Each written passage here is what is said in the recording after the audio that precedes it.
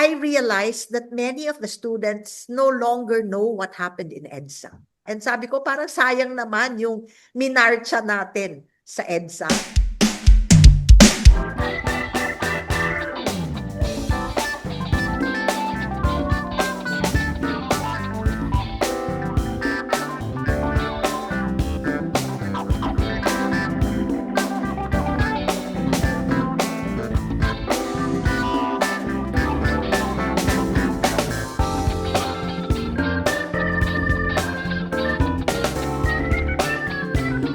It's a reunion practically of all the people who were at my house. So tell us a little about yourselves.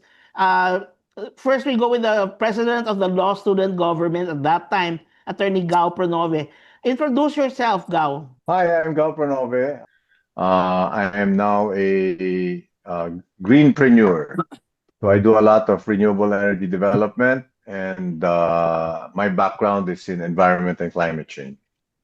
Eric, introduce yourself, please. Hi, I'm Eric Malyonga. Today, I do a lot of child rights advocacy together with some of our classmates and schoolmates in UP College of Law. We put up an orphanage, Mary Child Children's World Foundation.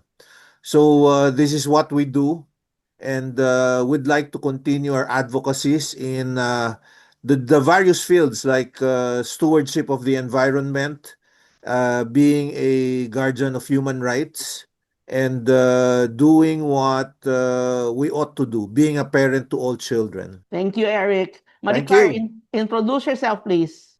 Hi, I'm Maricar Sugayans. I'm a litigation lawyer, but I'm on sabbatical now. Used to be public servant. During the time that Eric Malyongo was working with DOJ, I used to bump into him along Padre Faura as a confidential employee of Justice Vivi Mendoza at the time. Joel, introduce yourself, please. Hello, everybody. I'm Joel Nunez. I was a practicing lawyer, but then I moved to the States, and now most of my work has to do with the food industry. Okay, thank you, Joel. Gigi. Hi, I'm Gigi Dizon Reyes. I was, before retirement, a full-time faculty of the UP College of Law. I teach local governments and public officers and election law. So I continue to teach in the College of Law now as a professorial lecturer also of the same subject. Nedo? Hi, I'm Nedo Sasing, and I just retired from private employment last January. I used to be with Chooks to Go, Bounty Agro Ventures. And prior to that, I was with the Office of the Solicitor General for 2 years. But my first employment was with the Philippine Overseas Employment Administration before moving to OSG. So right now, I've been retired for the past 2 months. Are you still idealistic? What are the lessons of EDSA that you treasure and give some advice? Most of my viewers here are actually young people. So can you give us the lessons of EDSA? You know, the thing about EDSA, it was a peaceful revolution, and it was much copied around the rest of the world because unlike the violent wars, we were able to make change just by something that was very peaceful. Gao, what are your lessons of EDSA? Okay, number one, I think we should really have capital punishment. Some people deserve. Because look at our society. I mean, EDSA was a time of hope after everything. I think we're worse off now than before. We've raped our environment.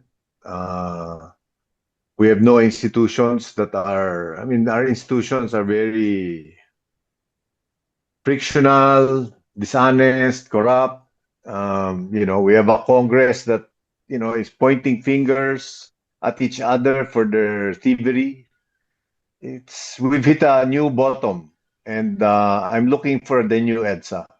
I think it's time for our country to have another EDSA, a different version, of course, but we need to change. We need to change. Otherwise, there will be no future. I used to be pro capital punishment also until I became judge. And I actually, as a judge, if the case calls for the death penalty, you really have to uh, write something for death penalty. Usually, as for most extreme cases, that it's reclusion perpetua. But there's no more death. Because mahirap kung death penalty, lalo na kung ikaw ang magsusulat mismo ng desisyon. Oh my God. Ako naman, ang feeling ko, I mean, there's a revolutionary period in government, in the life of a nation, when a nation just has to evolve. And I think during that evolution, if there are, people who deserve to not exist anymore, so be it. Okay, Eric.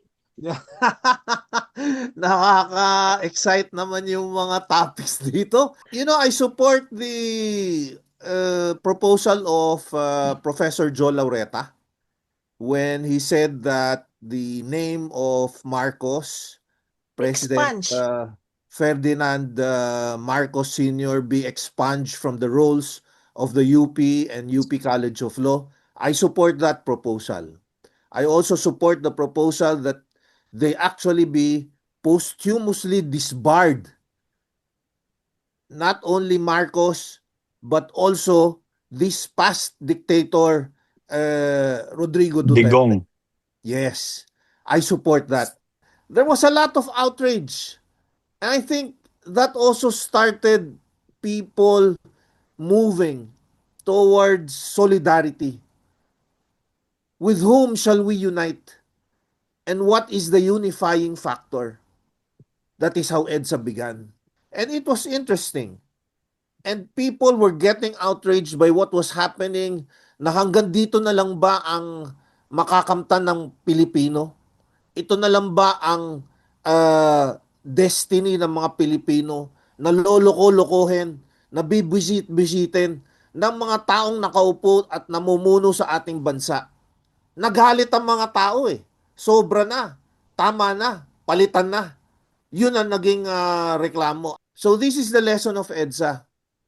That we are a free people. That we are an enlightened people.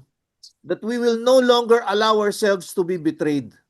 The problem is, there have been sectors in our society that have continued allowing the Filipino people, this nation, to be betrayed by strong leaders who are actually strong because they dictate upon us and they continue to want to enslave us. We should stop this. We should stop these leaders. This is the message that EDSA, the EDSA revolution, those 4 days in February of 1986, that was the message being conveyed. And that is the message that we are conveying today. EDSA is a situation, is a revolution of free people. And the message conveyed is that we will not be slaves again.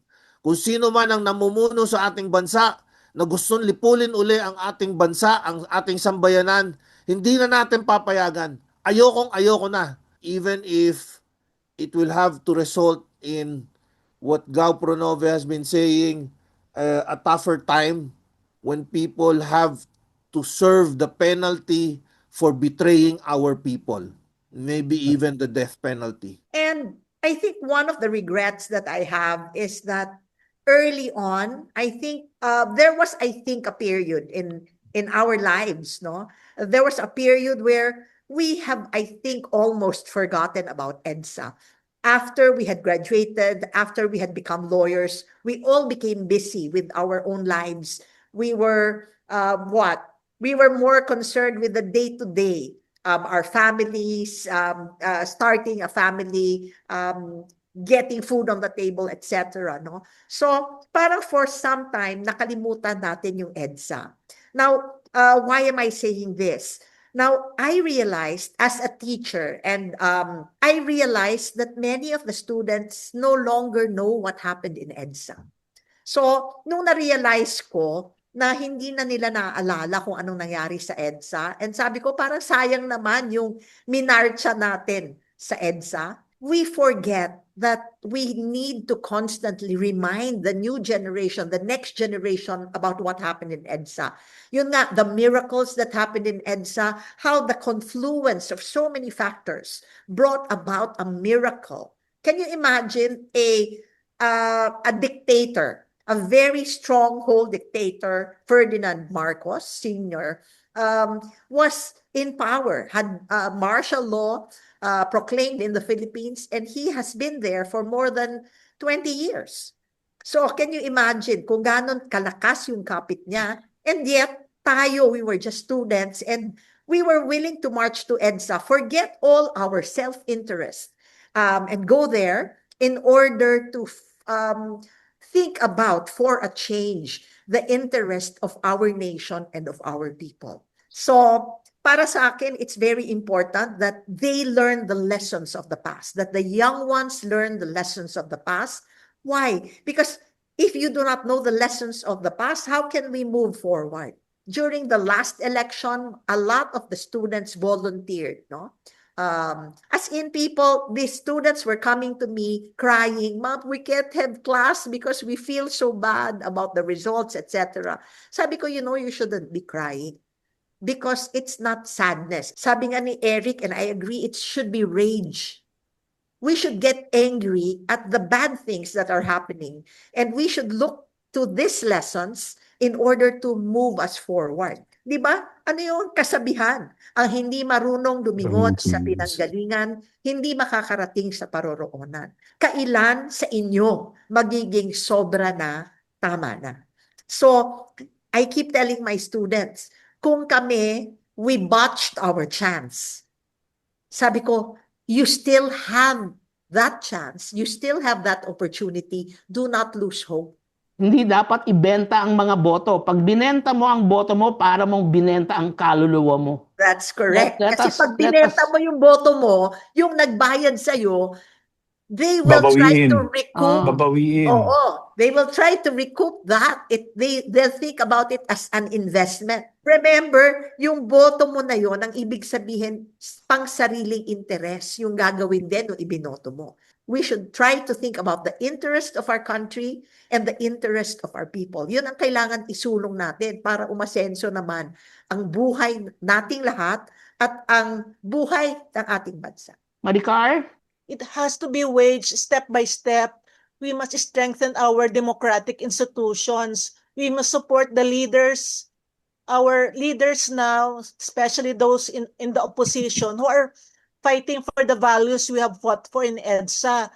I think we should fight for the passage of the anti-dynasty bill kasi isang malaking factor yun. That's why we keep electing the same families over and over again kasi they're the ones who have the power and the influence to get elected every election. So, kasama dun yung sinabi ni Gigi, yung legal education. We must educate the majority of our people kasi sila yung mas nakararami sa atin. We should also support the next generation in doing their part. And I think that in the end, we should all get there. Kasi I think, we must fight step by step. In connection with this, I'm supporting the petition initiated by Eric Malyonga to restore the benefits which was forfeited from Ombudsman Arthur Carandang. So we should Yes. take those steps, little steps, di ba? Nedo, what do you say? Let me start from the concept of the rule of law. And the rule of law to me is that the law and the enforcement. But there is a failure on enforcement, and what to connect it to for instance, capital punishment. There has already been a lot of research which showed that it is not the gravity of the penalty that deters crime. It is the certainty of apprehension. It is the Yes, certainty of yes. being caught that prevents crime. And it connects to how our corrupt officials behave. They think they can get away with it. Why are people willing to sell their votes? Because they are poor. Why are they poor? Because our money is being corrupted by so many officials. Diba? somebody, I think a foreign minister of one Asian country, he said that the Philippines is not poor, it's just being corrupted. And that is why and the lesson of EDSA is that it got rid of a corrupt system, but it didn't really propagate it, didn't Build on that. last long. Para kasi yung people are born into tyranny and oppression and they fight against it and win. The next generation are born into liberty and peace, and they take for granted that. And so oppression comes in again, and then they fight, and then the next generation is born again into, and it's a cycle that, and I think that's what we are seeing right now in our country. So if our government, if our public officials can get away with law violations, people power comes in, and people power actually is a disregard of the rule of law. Even now, if you look at people who you ask why they support a certain politician, it doesn't make sense. If you come up with AMLC findings and mga bank accounts, so these are facts, these are on record, what will they say? Hindi, invento lang nila yan, ginagawa nila yan eh. I think that comes from we have to rethink the design of our institutions. That the American institutions, the colonial institutions that we inherited and then incorporated into our society, it doesn't work for us. It's not worked for us. We keep insisting on using these institutions. We have to change our institutions. We have to rethink. What do you think works for us in something different? Something. I think what works, if you look at Singapore, our neighbors, etc., underlying their institutions is a culture. I think we should recognize our culture and then build on that. Use our culture to build. We're very executive oriented as a culture, as a people. So we look upon leadership at various levels, at all different levels. We should take advantage of that. Maybe a system of accountability in every institution, in every government agency, so that hindi na kailangan yung buong sambayanan ang involved doon sa corruption. So a system of accountability that is localized and that can act immediately and do the proper process of removal, disbarment, punitive sanctions. So for me, one of the lessons of EDSA to now is that we're stuck in these institutions, patterns, processes that don't really work for the Filipino people.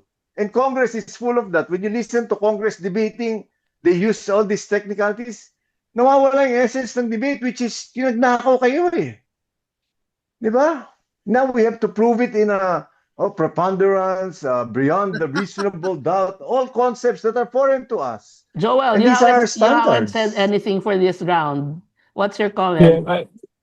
I'd like to get back to what you said, Judge Princess, that your YouTube show is the biggest number of your listeners or your viewers are the young, and that's very encouraging. That the young are still mindful of what's happening in the country. And it's true, I agree with what's been said, that EDSA was beautiful, it's moving, it was nothing short of a miracle, but we did not work hard enough to build on the gains of EDSA. And perhaps at this point, there still is hope. Wag na tayong mag-people power, as Nedo said. But at the same time, let's not give up also on our need to participate whenever the need comes along. I spoke to somebody and he said, "Nako, ang kasalanan ang kaya tayo nagkakaganito is because we learned all the bad things from the Spanish, and that's the reason why we're this way." But I asked myself, sabi ko, if that were true, how come Spain is progressive? Di ba? If they taught us all the bad things, how come Spain is progressive? So I don't think that's kasi tama si Nedo, no? We love personalities. We like to. That's why I think Duterte won, because he promised a lot of quick fixes. My friends in showbiz said they bought into the fairy tale, and it's good that Lenny Robredo has said that, let's stop believing in the politics. savior syndrome. Not one person can save everything. So I think part of the changes that we want to see could come about if we change the mindset of the people. Education, I agree with what Gigi said, what Gao said, what Nedo said, what Maricar said, what Eric said, that there there is a need to educate the people. There is a need to reset our mindset. So that's my 2 cents. Or more than that, put your own hats into the ring. I have already told Yeah, my bosses at the we judiciary continue that to do so. I'm retiring early to run for public office in 2028, and I hope those who have the similar mindsets be the change that you want to be. I encourage anybody who has the mindset to run. Although very funny, I was at UP, no, I was at the book launching of Senator Drilon, being frank, and he was very frank to me, and I said, Senator, I think I want to run for senator like you in 2028. What are my chances? And his answer, none. None if you don't have enough funds. All right? Because it's very expensive. It's Yeah. very expensive to run for public office. So if you don't have enough funds to run for public office, then maybe you can support the people who will run for public office. That's why I said nga, wag naman yung magnanakaw. Kung ayaw nyong nakawan, wag nyo namang iboto ang magnanakaw. A final message before we wrap up. Mr. Malyonga, final message. We need to move on. We need to create our own field, our own dimension, our own advocacies. The same way that you, Judge Princess, now you're thinking of running for political office. I am sure that you will be one of the most recognized anti-corruption advocates. The problem with the present electoral system right now is that the voters are very much dependent on whatever is given to them because of the disparity of social wealth. But the people who are at the majority, who vote for the people in public office, these people are actually very, very poor. We still have to, up to now, thousands of people who go hungry, eating not even one meal a day. So we'd like to be a more egalitarian community, a more equitable nation, where justice is given to everyone. And Gigi is correct. It's now 5,000 per vote today. And if that goes even higher, the corruption level goes higher as well. Grabe. Ngayon, Escudero, sorry to mention his name, is looking at a case involving billions of plundered money. And one way of indeed stopping it in its tracks is for people who are incorruptible, who are value-laden, to start making their voices heard. Education is very important. That's why we should start them young. We should start them young at having good moral values. So, ito yung nakikita kong mensahe para sa mga nakikinig sa atin. The people responsible for corruption, for plunder, for mass murder, immediately accountable. The same way that the International Criminal Court is now holding Rodrigo Duterte liable for crimes against humanity. Gigi. Okay. Lessons from EDSA. EDSA is not an isolated situation, no? But EDSA is supposed to be a learning experience. United collective action is possible in order to overthrow an authoritarian government. If we can do that, we can do anything. So what are the lessons we need to remember? That citizens must remain vigilant. Kailangan lagi tayong nagbabantay. Binabantayan natin yung mga namumuno sa atin, yung mga nagsisilbi dapat sa atin. Kailangan ng tinitignan natin na they remain accountable. Accountability is a very important and big word as a lesson we should learn. Hindi natin napapanagot yung ating mga public officers. So kung may kasalanan sila, panagutin sila. Yun ang importante, accountability. And then of course that all of our protests must not just go to naught. Yung protest natin, peaceful as they may be, must be based, I think it was Nedo who said it, it must be based on some good, some moral righteousness na kailangan merong basihan yung ginagawa natin. Hindi hiwalay sa pamumuhay ng tama, yung living out, having a government that is right for all of us. Okay, Gao, you wanted to talk? The buying and selling of votes in this country involves millions of Filipinos. Okay, it's not a small thing, it's a big thing. Kaya mahal eh. Diba? So, yun na nga, if prostitution, selling your body is illegal, but selling your vote is not. So ako, for those who want to lead our country, public officials, etc., I think the number one thing is you need to make a choice. Ikaw ba ay, bahay mo ba ang Pilipinas? O residente ka lang? Kasi karamihan ng ating mga leader ngayon, residente lang eh. Ang anak nila wala sa public school. Pag nagkasakit sila, Singapore sila pupunta. Abroad. Pag magbabakasyon siya, abroad. Kung bibili siya ng gamit, imported. Pilipino ka ba? So I think that's something we need to incorporate. Oh, marami tayong batas, marami tayong complicated procedures for finding somebody accountable. But the number one way to be accountable is to live like a Filipino. Ride the bus. Experience your airport. Take MRT. Ride your ship. Kainin mo yung kinakain No ng tao. VIP Mamalengke lanes. ka. Correct. No Wala wang-wang. eh. Ang mga leader natin, Kuha ka ng nasa gift ibang card. bansa. Yeah, gusto ko lang balikan yung sinabi ni Nedo. We should make it difficult for officials to be corrupt, to gain wealth. Kasi a lot of studies have been done saying all to the effect, ang conclusion is that the only deterrent against crime is the certainty of punishment. So let's make it difficult for Prosecution. public officials to Honesty. engage in corruption. Suportahan natin unang-una yung anti-dynasty bill. Pangalawa, I understand there was a bill initiated by Senator Bam Aquino. I think it's called the blockchain bill.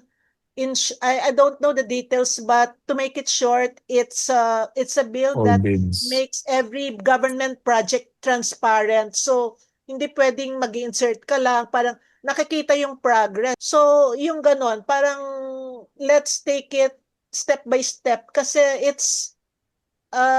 we cannot change our country overnight. Like everybody has been saying, we have a personality-driven politics.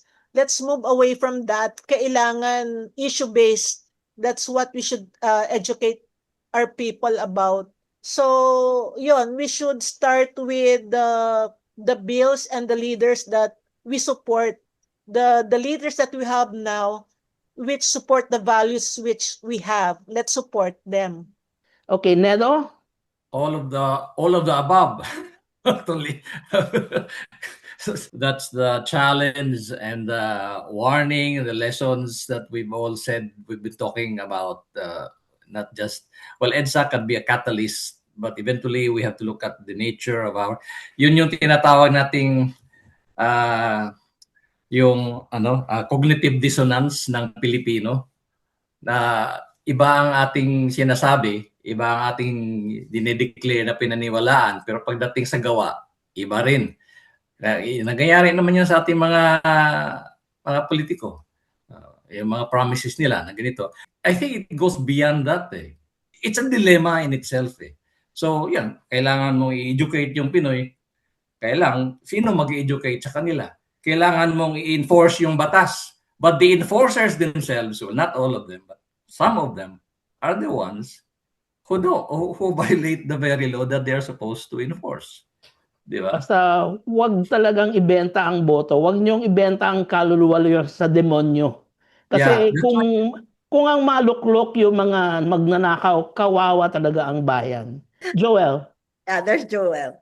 Well, to wrap up, first of all, I'd like to express my appreciation to Judge Princess for gathering all of us today and for giving us the opportunity to share our insights on 1986, on EDSA 1986, and what can be done about it. And I hope that what we've shared with her and with their audience will inspire her audience, other Filipinos, other listeners, other viewers, to help us make the Philippines move forward and upwards. All right. So thank you very much, my dear friends, for attending and for your support. let us know when you are running. 2028. Yes. When I Yes. retire January of next year. O Nagbibigay suportahan natin si Judge Princess. Yes. Kahit hindi natin masuportahan Yes. ng Judge pera Princess ang may for bibigay Senator. natin para sa kanyang kampanya, Let us know suportahan when you are natin si running. Judge Princess sa pagsisigaw natin. Iboto! I'm Super. waiving Ako, my I just- honorarium in favor of your campaign.